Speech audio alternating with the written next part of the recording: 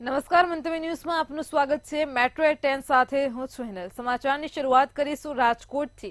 સમાચાર સામે આવી રહ્યા છે મવડી વિસ્તારની મારુતિ નંદન સોસાયટીની ઘટના પ્રકાશમાં આવી છે। રાજકોટથી બે શખ્સ એક્સેસ લઈને યુવાનના ઘરની ડેલી પાસે ધસી આવ્યા હતા। ત્યારબાદમાં જ્વલનશીલ પ્રવાહી ચાપી દીધું હતું। સમગ્ર ઘટનાના સીસીટીવી સામે આવ્યા છે। તો રાજકોટના મવડી વિસ્તારની ઘટના પ્રકાશમાં આવી છે। આરોપીઓ દ્વારા કયા કારણસર કૃત્ય કર્યું તેની તપાસ હાથ ધરવામાં આવી રહી છે। રાજકોટમાં મવડી વિસ્તારની મારુતિ નંદન સોસાયટીની ઘટના સામે આવી છે। સમગ્ર ઘટનાના સીસીટીવી પણ સામે આવ્યા છે। બે શખ્સ એક્સેસ લઈને યુવાનના ઘરની ડેલી પાસે ધસી આવ્યા હતા અને ત્યારબાદમાં જ્વલનશીલ પ્રવાહી ચાંપી દીધું હતું। સમગ્ર ઘટના સીસીટીવી કેમેરામાં કેદ થઈ છે। તો રાજકોટથી સમાચાર સામે આવી રહ્યા છે। આરોપીઓ દ્વારા કયા કારણસર કૃત્ય કરવામાં આવ્યું તેની તપાસ પણ હાથ ધરાઈ છે।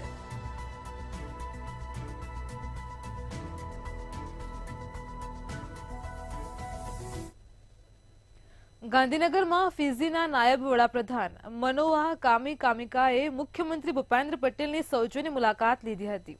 મુલાકાત બેઠકની વાતચીતમાં ફિજીના નાયબ વડાપ્રધાને ગુજરાતે ડેરી ઉદ્યોગ સહિત કૃષિ ક્ષેત્રે જે વૈશ્વિક ખ્યાતિ મેળવી છે તેની તજજ્ઞતાનો લાભ ફિજીને પણ મળે તે માટે પરસ્પર સહયોગની તત્પરતા વ્યક્ત કરી હતી। એઆઈ અને આઈસીટી તથા સાયબર સિક્યુરિટી સેક્ટરમાં પણ ગુજરાત ફિજીને સહયોગ કરી શકે તેવી સંભાવનાઓ અંગે પણ ચર્ચા પરામર્શ કર્યા હતા।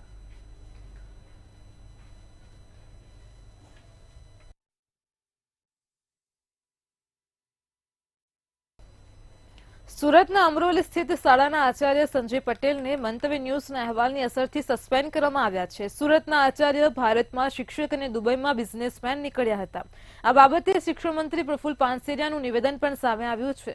1 વર્ષમાં જ 60 શિક્ષકો સામે સરકારે કાર્યવાહી કરીને તેમને બરતરફ કર્યા છે। સાથે સાથે આવા શિક્ષકો પાસે રજા પગાર પણ વસૂલ કરાશે।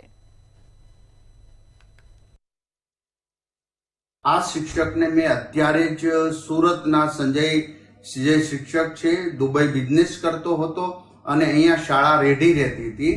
એ કાયદાનો દુરુપયોગ કરી પોતાને મળેલા હકને દુરુપયોગ કરી છટકબારી શોધીને આ લોકો આ રીતનું એક ભ્રષ્ટાચાર ઉપરનું એક સ્ટેપ છે। કારણ કે બાળકના વિદ્યાર્થીના શિક્ષણ ઉપર આની અસર થતી તો એને સસ્પેન્ડ કરી દઈએ છીએ। આખા વર્ષ દરમિયાન અમે જે અભિયાન ઉપાડ્યું હતું એમાં કુલ 60 આવા લોકો નીકળ્યા હતા જે વિદેશ જતા હતા। એ તમામને બરતરફ કરી દેવાની ત્યારે પણ સૂચના આપી હતી। અમદાવાદની ખ્યાતિ હોસ્પિટલના કાંડ બાદ ગુજરાત મેડિકલ કાઉન્સિલે મોટી કાર્યવાહી કરી છે। કાઉન્સિલે ડોક્ટર પ્રશાંત વજીરાણીનું લાયસન્સ રદ કર્યું છે। એમબીબીએસ કાર્ડિયોલોજિસ્ટ અને એમડી ડોક્ટર તરીકેનું લાયસન્સ 3 વર્ષ માટે રદ કરાયું છે। તો બીજી તરફ ક્રાઇમ બ્રાન્ચની ટીમ સીઓ ચિરાગ રાજપૂત સહિત અન્ય આરોપીઓને લઈને ખ્યાતિ હોસ્પિટલ પહોંચી હતી। માર્કેટિંગ રૂમ અને સીઓ રૂમમાં પણ જઈને માહિતી મેળવી છે। કઈ જગ્યાએ ઓપરેશન થતું હતું, મીટિંગ થતી હતી ત્યાં પણ તપાસ કરી છે।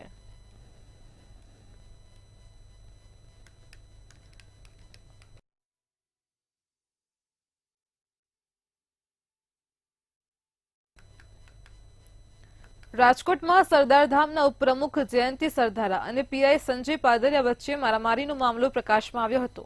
સમગ્ર મામલે ધારાસભ્ય રમેશ તિલાડા અને ખોડલધામના ટ્રસ્ટીનું નિવેદન સામે આવ્યું છે। તેમણે જણાવ્યું હતું કે હું ગાંધીનગર હતો અને મારા ધ્યાનમાં મુદ્દો આવ્યો છે ત્યારે ખોડલધામ અને સરદારધામ બંને સમાજ સેવાનું કામ કરે છે।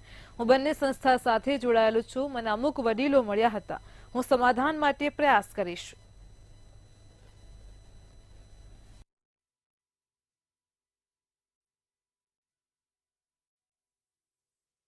હું છેલ્લા 2-3 દિવસથી આ રાજકોટ નહોતો, ગાંધીનગર હતો અમારી પાર્ટીની મીટિંગ હોવાને કારણે। પણ મારા ધ્યાન ઉપર જે વાત આવી છે એ મુજબ જયંતિભાઈ સરદારા સરદારધામના ઉપપ્રમુખ છે અને એમની ઉપર હુમલો થયો છે। એટલે આ બાબતને હું નિંદનીય કહું છું અને આવી બાબત બનવી પણ ન જોઈએ અને હું એને વખોડી કાઢું છું। અને મારી સમાજના વડીલોને બધાને લાગણી પણ છે કે આ જે કઈ વિવાદ છે એ વહેલામાં વહેલો પતી જાય અને બધાને સાથે મળી અને સમાજની સેવા બધા કરે એવી હું વિનંતી કરું છું. વડોદરા કોર્પોરેશનની સામાન્ય સભામાં ભાજપના કોર્પોરેટરોનો આક્રોશ જોવા મળ્યો હતો. ભાજપ કોર્પોરેટર અને પૂર્વ મેયર નિલેશ રાઠોડે સામાન્ય સભામાં અધિકારીઓને ચીમકી આપતા કહ્યું છે કે અમારા કામ નથી કરતા, હવે સહનશક્તિ ખૂટી છે, તેથી અધિકારીઓને સહન નહીં કરીએ. આરોગ્ય અમલદાર દેવેશ પટેલને લઈને પણ રોષ વ્યક્ત કર્યો હતો. ભાજપ કોર્પોરેટર ઘનશ્યામ પટેલે કહ્યું કે દેવેશ પટેલ સામે રૂપિયાના કાપની દરખાસ્ત લાવવામાં આવે.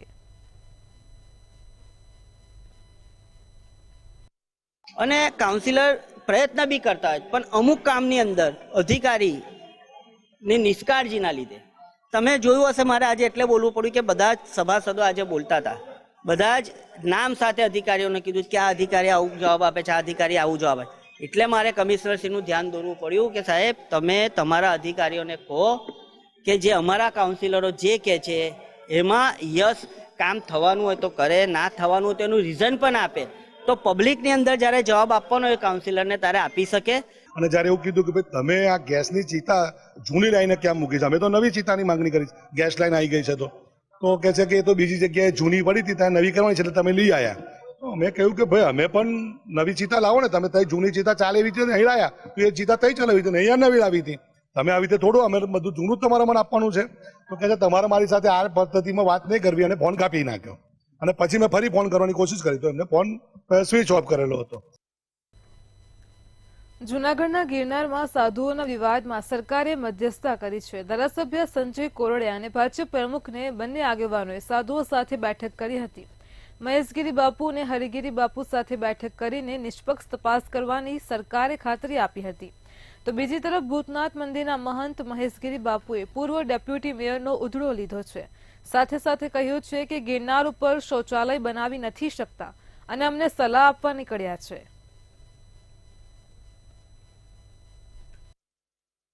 એટલે આવા વિવાદથી આપણી ભૂમિ, આપણું ગિરનાર અને જુનાગઢની એક ખરાબ ઇમેજ ઊભી થાય, ખરાબ છાપ ઊભી થાય, એમના માટે બંને સંતોને અમે પ્રણામ કર્યા અને વિનંતી કરી. તો બંને સંતો એગ્રી થયા છે કે અમે કોઈ એવા વિવાદ નહીં થાય એવા માટે અમે કાળજી પણ લેશું અને સરકાર જે નિર્ણય કરશે એ અમને માન્ય છે, એમના માટે બંને સંતો પણ તૈયાર થયા છે. એટલે અમને ખાતરી છે કે આવનાર દિવસની અંદર એક ખૂબ સારું પરિણામ આપણા ભવનાથ ક્ષેત્ર, ગિરનાર ક્ષેત્રને મળશે અને બધા સંતો રાજી થઈ અને સૌ સાથે મળી અને ફરીથી આ ધબકતું કરવા માટેના પ્રયત્નો થયા છે.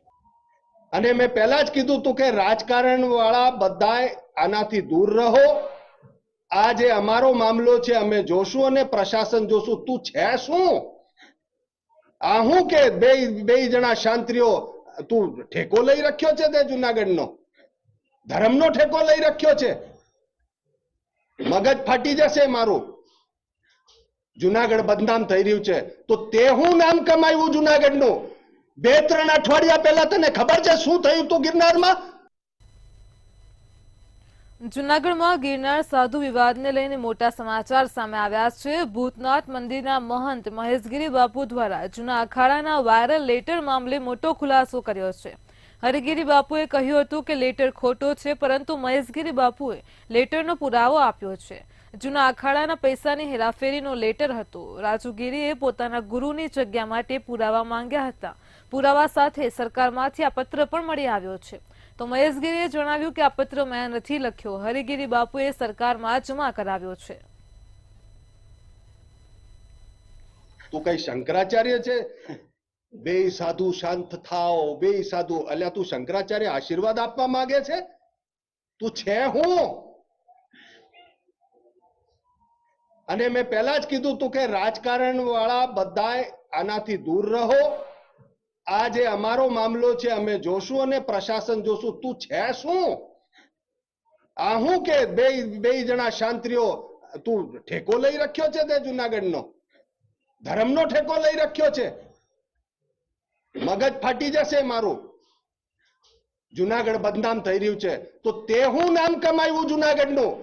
કાગળમાં જો જે કઈ પૈસા આપેલા છે એ હરિગીરી બાપુની સહી સિક્કા હાથે, કોરાટના સિક્કા સાથે મને આપ્યું છે અને એ સાબુત થાય છે કે ભાઈ અસલ જ હોવું જોઈએ એમ. કાગળ મને કોરાટમાંથી મળ્યું જે કલેક્ટર સાહેબ પાસે મેં માંગણી કરી કે મારે હરિગીરીના તમામ કાગળ જોઈએ છે, કેમ મારું છે ને મને કેમ નથી મળતું એમ.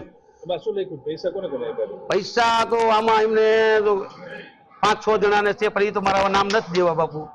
નામ દેવા છે તો બધું બાપુ કહી દીધું છે.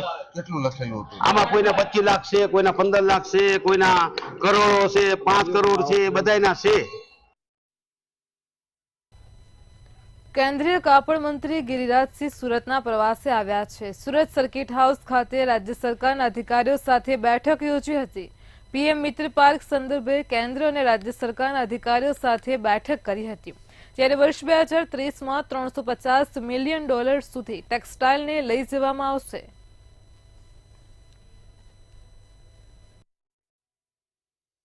पूरी दुनिया में सूरत की पहचान है और भारत सरकार ने तय किया है मोदी जी के नेतृत्व में आने वाले 2030 में तक हम $350 बिलियन का टेक्सटाइल साइज ले जाएंगे.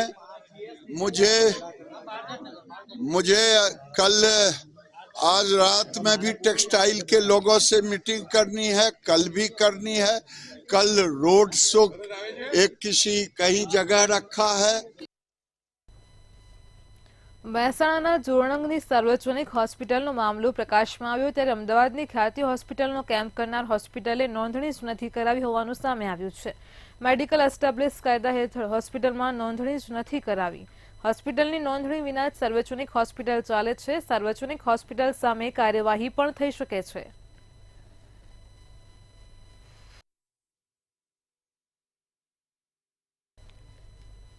અમદાવાદના રિવરફ્રન્ટ ખાતે આંતરરાષ્ટ્રીય બુક ફેસ્ટિવલનું આયોજન કરવામાં આવ્યું છે. 12 વર્ષથી આંતરરાષ્ટ્રીય બુક ફેસ્ટિવલનું આયોજન અમદાવાદ કોર્પોરેશન અને નેશનલ બુક એડ ટ્રસ્ટ દ્વારા કરવામાં આવતું હોય છે.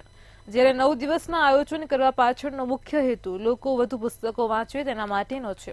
આ પુસ્તક મેળામાં આવતા લોકો માટે પ્રવેશ ફ્રી રાખવામાં આવ્યો છે.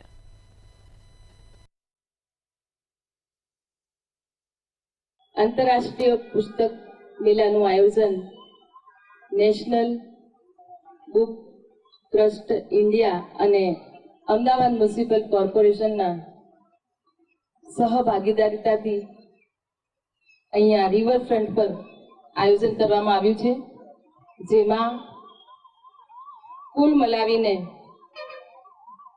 147 જેટલા દેશો એમાં ભાગ લેશે અને કુલ 340 સ્ટોલ રહેશે.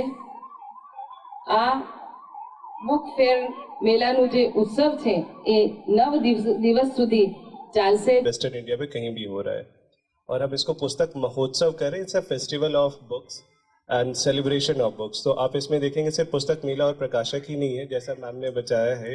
अलग अलग मंच पे बहुत सारे साहित्यकार विभिन्न देशों से आ रहे हैं और सुबह 11 बजे से रात के 9 बजे तक डेली है. एंट्री बिल्कुल फ्री है. कोई भी किसी भी सेशन में रजिस्टर करके आ सकता है जहाँ पे वर्कशॉप है. सो रजिस्ट्रेशन फ्री, एंट्री फ्री. और अगर अभी आप जाके देखेंगे ये स्ट्रक्चर भी उसकी वैरायटी में हर एक में सबसे बड़ा मेला है. અમદાવાદના પાલડીમાં આવેલા રામાનંદ સંપ્રદાયના રામજી મંદિરમાં રામાનંદાચાર્ય પીઠની ગાદીનો વિવાદ સામે આવ્યો છે. મંદિરના ગાદીપતિના નિધન બાદ રાજસ્થાનના રામાનંદી સંતે ગાદી પર દાવો કર્યો છે. જો કે આ સંતને આશ્રમમાં પ્રવેશબંધી ફરમાવાય છે અને તેના બેનર મંદિરના ગેટ સહિત અન્ય જગ્યાએ પણ લગાવાયા છે. સાથે જ મંદિરની અંદર અને બહાર પોલીસ બંદોબસ્ત ગોઠવી દેવાયો છે. રામાનંદાચાર્યજી બ્રહ્મલીન થયા તે પહેલા જ તેમના ઉત્તરાધિકારી તરીકે स्वामी सर्वेश्वराचार्य ने नियुक्त કર્યા હતા. महाराज जी ने जब देखा कि ये व्यक्ति में मठ को आगे बढ़ाने की क्षमता नहीं है और वो योग्यता नहीं है जो ये मठ चाहता है, तो उन्होंने इस मठ में आने पर प्रतिबंधित कर दिया. वो यहाँ इस मठ में उनका प्रवेश निषेध है, जिसकी सूचना उन्होंने महाराज जी ने इनको लिखित रूप से पत्र के द्वारा और व्हाट्सएप के द्वारा भेज दी थी. उसी समय भेज दी थी और आज हम लोगों ने उसकी जो फोटो कॉपी है उसको गेट में लगा दिया गया है। અમદાવાદના પારડીમાં આવેલા જે મંદિર છે તે મંદિરની અંદર એક સાધુને પ્રવેશબંધી કરી દેવામાં આવે. પ્રવેશબંધી કરવા પાછળનું કારણ છે કે આ સાધુ દ્વારા આ જે મંદિર જે આવેલું છે રામજી મંદિર જે વર્ષો જૂનું છે તેને હડપ કરવાનો મામલો જે છે તે સામે આવ્યો છે. કારણ કે સાધુ જે છે એણે જે ખોટી રીતે જે વસિયતનામું બનાવ્યું ત્યારબાદ આની જાણ જે છે તે એના જે ગુરુ છે તેઓને જાણ થતાની સાથે તેને જે નોટિસ પાઠવી દેવામાં આવી. નોટિસ પાઠવ્યા બાદ આ વ્યક્તિ જે છે જે અહીં પ્રવેશ કરવાનો પ્રયાસ કરતો હતો તેને પણ હવે રોકી દેવામાં આવે છે. મંદિરની બહાર બોર્ડ લગાવી દેવામાં આવે છે કે કોઈ પણ આ વ્યક્તિ જે છે તે આ મંદિરની પ્રિમાઇસીસની અંદર નહીં આવી શકે. આ સાથે જ પોલીસનો જે ચુસ્ત બંદોબસ્ત પણ આ જે ગોઠવી દેવામાં આવ્યો છે અને સાથે સાથે જ તમામ જે લોકો જે છે ત્યારે જે મંદિરમાં આવતા જે ભાવિ ભક્તો જે છે તેઓને પણ અહીં આ જે વ્યક્તિ ના પ્રવેશે તે માટેની જે વાત છે તે કહી દેવામાં આવી છે. મંદિર અંદર પણ બાઉન્સર ગોઠવી દેવામાં આવે છે. વિવાદો જે છે એક બાદ એક વધી રહ્યા છે, પરંતુ ક્યાંક આવા જે અમુક જે સાધુ સંતો જે છે જેને પાસે યોગ્યતા ન હોવાના લીધે પરંતુ જમીન અને ક્યાંક લાલચની આશા આવે જે ખોટા બાનાખત બનાવી અને વસિયત બનાવી અને ત્યારબાદ જેઓ આ તમામ જે આશ્રમ છે તેને હડપવાનો પ્રયાસ કરતા હોય છે, પરંતુ આ પ્રયાસને અહીં નિષ્ફળ બનાવી દેવામાં આવ્યો છે. કેમેરામેન જય જાની સાથે મીર દુધરેજિયા, મંતવ્ય ન્યૂઝ, અમદાવાદ. સુરતમાં અપઘાત માટે દુષ્પ્રેરણા આપનાર બેગમપુરાના વ્યાજખોર ગુલામ સાબિર ગુલામ મુસ્તફાની ધરપકડ કરાઈ છે. વ્યાજખોરોના માનસિક ત્રાસથી ઝેરી દવા પીને ગુલામ ખ્વાજા મિયા ઇસ્લામ શેખ મોતને ભેટ્યા છે. આરોપી સાબિરભાઈ ગુલામ મુસ્તફા શેખ તથા ઇબ્રાહીમ ચાચાએ ચક્રવૃદ્ધિ વ્યાજ વસૂલ કરતા હતા. ક્રાઇમ બ્રાન્ચની ટીમ સહિત ત્રણેય વ્યક્તિઓને 2 4 વ્હીલર 4 2 વ્હીલર અને 8 લાખની વધુની રોકડ રકમ સાથે જપ્ત કરી છે. જે અનુસંધાને સાબિર ગુલામ મુસ્તફા શેખ વોન્ટેડ હતો અને એની તપાસ ચાલતી હતી. ગઈકાલે લેટ નાઇટના ક્રાઇમ બ્રાન્ચની ટીમે એને મહેસાણા મીરાદાતાર ઉનાવા મીરાદાતારની દરગાહ પાસેથી પકડી પાડ્યો છે અને એની પૂછપરછ દરમિયાન અન્ય 6 વાહનો 4 મોટરસાયકલ અને 2 કાર કબજે લેવામાં આવી છે. જે અલગ અલગ લોકો પાસેથી પ્રાથમિક દ્રષ્ટિએ વ્યાજની સામે પૈસા જે ધિરાણ કર્યું એની સામે અવેજમાં રાખેલી હોય એવી ગાડીઓ હોવાનું ધ્યાનમાં આવ્યું છે. રાજકોટમાં પાણીની પાઇપલાઇનમાં ભંગાણ સર્જાયું છે. વગર ચોકડી પર પાઇપલાઇનમાં ભંગાણ સર્જાતા રસ્તા ઉપર ચારે કોર પાણી જ પાણી થઈ ગયું છે. રસ્તા ઉપર પાણી ફરી વળતા વાહન ચાલકોને પણ ભારે હાલાકી ભોગવવી પડી રહી છે, જ્યારે હજારો લીટર પાણીનો વેડફાટ થયો છે.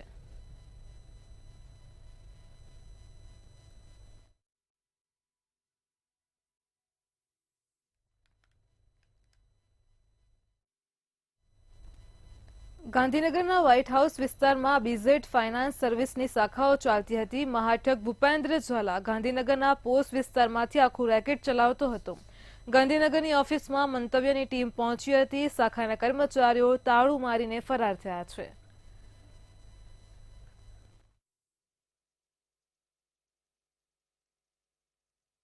લોકોને લાલચ આપીને ગેરકાયદેસર રીતે પૈસા ભેગા કરતા બીઝેડ ફાઇનાન્સના ભૂપેન્દ્ર ઝાલાની ઓફિસ ઉપર અત્યારે મંતવ્યની ટીમ પહોંચી ગઈ છે. ગાંધીનગર વ્હાઇટ હાઉસ કે જ્યાં અલગ અલગ ઓફિસો પણ કાર્યરત છે, ત્યાં આગળ જ વ્હાઇટ હાઉસના બીજા માળે બીજેડની ઓફિસ આવી છે. આ ઓફિસ અત્યારે હાલ લોક મારી દેવામાં આવ્યું છે. અત્યારે હાલ આ ઓફિસ બાબતે કોઈ પણ કંઈ કહેવા તૈયાર નથી.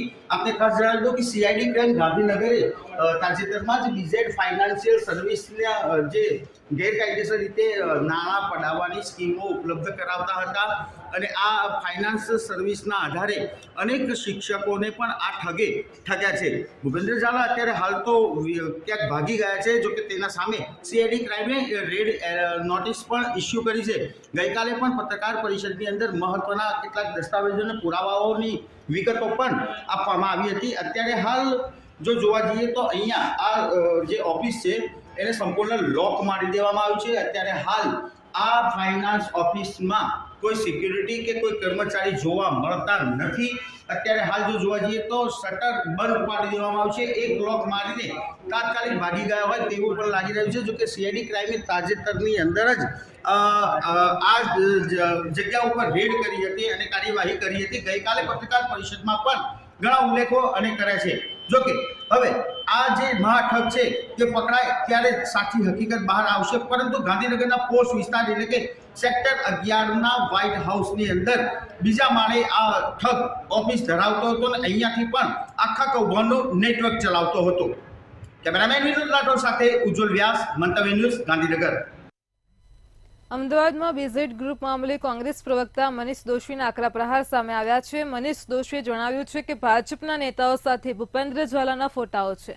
ભૂપેન્દ્ર ઝાલાએ ભાજપનું પ્રાથમિક સભ્યપદ મેળવ્યું છે. એજ્યુકેશન કેમ્પસ અને ભાજપની સાંઠગાંઠ પણ જોવા મળી છે. તો કેમ્પસમાં CR પાટીલ અને રજની પટેલ મોટા નેતાઓ પણ હાજર રહ્યા હતા.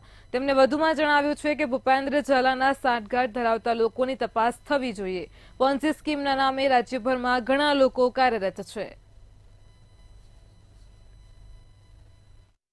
ભાજપાના આ તમામમાં છે ભાજપાના પ્રદેશ અધ્યક્ષ બીજેડ સોલ્યુશનના સાથે કેવી રીતે નિકટતા ધરાવતા ફોટોગ્રાફ સાથે છે. આપણે એમ ગણીએ કે ફોટોગ્રાફ તો કોઈ પણ નેતા સાથે હોય. માનનીય મુખ્યમંત્રી શ્રી એની સાથે પણ એમને એવોર્ડ આપતા આપણે એ પણ સમજી શકીએ કે હોઈ શકે. કેન્દ્રીય ગૃહમંત્રી શ્રી સાથે મિટિંગની અંદરનો કાર્યકરની તેમ છતાં એ પણ માની લઈએ. CM સાહેબ સાથેના વ્યક્તિગત ફોટાને પણ એક તબકે માની લઈએ. પણ ભૂપેન્દ્રસિંહે પોતાના કાર્ડ નંબર સાથે ભાજપાનો ભરોસાની ભાજપા સરકાર ભલે સામાન્ય નાગરિકના 6000 કરોડ ચાઉ કરી જાય પણ આ છે ભાજપાની ભરોસાની સરકાર. મહેસાણા જિલ્લામાં 4000 કરતાં વધારે હોસ્પિટલો અને દવાખાના સરકારના ક્લિનિકલ એસ્ટાબ્લિશ એક્ટના કાયદા મુજબ નોંધણી કર્યા વિના ધમધમી રહ્યા છે. આ નવીન ક્લિનિકલ એસ્ટાબ્લિશ એક્ટ મુજબ હોસ્પિટલો અને દવાખાનાઓની નોંધણી ફરજિયાત હોવી જોઈએ. તેમ છતાં પણ તબીબો નોંધણી કરાવતા નથી. જિલ્લામાં 4000 કરતાં વધારે હોસ્પિટલો અને દવાખાના આવેલા છે, જેમાંથી અત્યાર સુધી 135 અરજીઓની નોંધણી થઈ છે. 135 અરજીમાંથી 42 હોસ્પિટલોની નોંધણી થઈ છે અને 20 હોસ્પિટલોની અરજીમાં ક્વેરી આવી છે. અત્યારે ક્લિનિકલ એસ્ટાબ્લિશમેન્ટ એક્ટ અંતર્ગત અમારી જોડે ટોટલ 135 હોસ્પિટલની અરજીઓ આવેલી છે. એમાંથી અમે 42ને એપ્રુવલ આપી દીધું છે, 20માં ક્વેરી ઇનિશિએટ થઈ છે અને 60 જેટલી અરજીઓ તો આ 2 દિવસમાં જ આવી છે. એનો અમે તાત્કાલિક નિકાલ કરી રહ્યા છીએ. બધી એલોપેથી, નેચરોપેથી, આયુર્વેદિક, યોગ, સિદ્ધ, યુનાની બધી થઈને ટોટલ 4000થી ઉપર સંસ્થાઓ છે, ચિકિત્સા સંસ્થાઓ જે દવાખાના ચલાવે છે. અમદાવાદની ખ્યાતિ હોસ્પિટલના સંચાલકોએ મહેસાણા જિલ્લામાં અનેક કેમ્પ કર્યા હોવાના ખુલાસા આરોગ્ય વિભાગની તપાસમાં થયા છે. એ સંજોગોમાં મહેસાણા તાલુકામાં આવેલા જોણંગ ગામમાં પણ 2 વર્ષ અગાઉ ગામની સાર્વજનિક હોસ્પિટલમાં કેમ્પ કરાયા હોવાનો ખુલાસો થયો છે. આથી આંબાલિયાણસર પ્રાથમિક આરોગ્ય કેન્દ્રના મેડિકલ ઓફિસરે મંજૂરી વિના જ કેમ્પ યોજવા બદલ સાર્વજનિક હોસ્પિટલને ખુલાસા નોટિસ ફટકારી છે.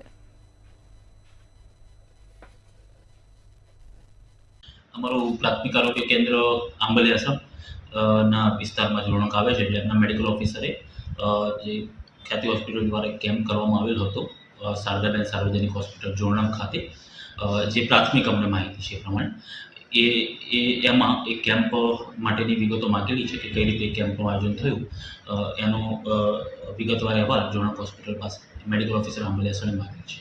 એ હોસ્પિટલની કોઈ હજી સુધી અમારા જોડે એપ્લિકેશન આવી નથી રજિસ્ટ્રેશન માટેની.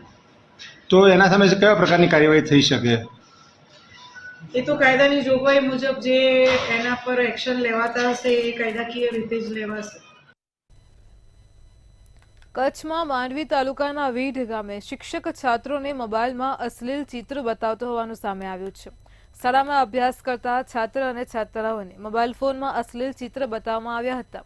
ગામના વાલી મંડળ સાથે સરપંચ દ્વારા સમગ્ર મામલે ગઢસીસા પોલીસ અને તાલુકા શિક્ષણ કચેરીએ લેખિતની મૌખિક રજૂઆત પણ કરાઈ છે.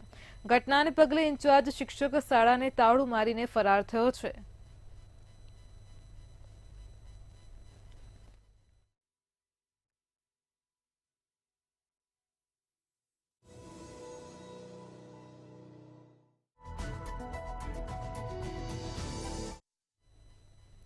મહેસાણામાં વિજાપુરના ખેડૂતોને ચૂનો લગાવવામાં આવ્યો છે. સમાચાર મળી રહ્યા છે મહેસાણાથી. વિજાપુરના ખેડૂતોને બે ભેજા બાજુએ ચૂનો લગાવ્યો છે. ઊંચા ભાવે મગફળીની ખરીદીના રૂપિયા ન આપ્યા. તો વિજાપુરના 10 જેટલા ખેડૂતોને ચૂનો લાગ્યો છે. રામપ્રસાદ શર્મા અને મનોજ શર્મા નામના વેપારીએ ચૂનો લગાવ્યો છે. મગફળીની ખરીદી કરી પરંતુ તેના રૂપિયા ન આપ્યા. રૂપિયા 8.73 લાખની મગફળી ખરીદ્યા બાદ બંને વેપારીઓએ તમામ ખેડૂતોને ચૂનો લગાવ્યો છે. મોતીપુરમાં ગોડાઉન હોવાનું કહીને મોબાઈલ બંધ કરી વેપારીઓ ફરાર થયા છે. તો ઊંચા ભાવે મગફળીની ખરીદી કરીને વેપારીઓએ રૂપિયા ન આપ્યા. મહેસાણામાં વિજાપુરના 10 જેટલા ખેડૂતોને ચૂનો લાગ્યો છે. રામપ્રસાદ શર્મા અને મનોજ શર્મા નામના વેપારીઓએ ચૂનો લગાવ્યો છે. રૂપિયા 8.73 લાખની મગફળીની ખરીદી કર્યા બાદ બંને વેપારીઓ ગાયબ થયા છે. મોતીપુરમાં ગોડાઉન હોવાનું કહીને મોબાઈલ બંધ કરી વેપારીઓ ફરાર થયા છે.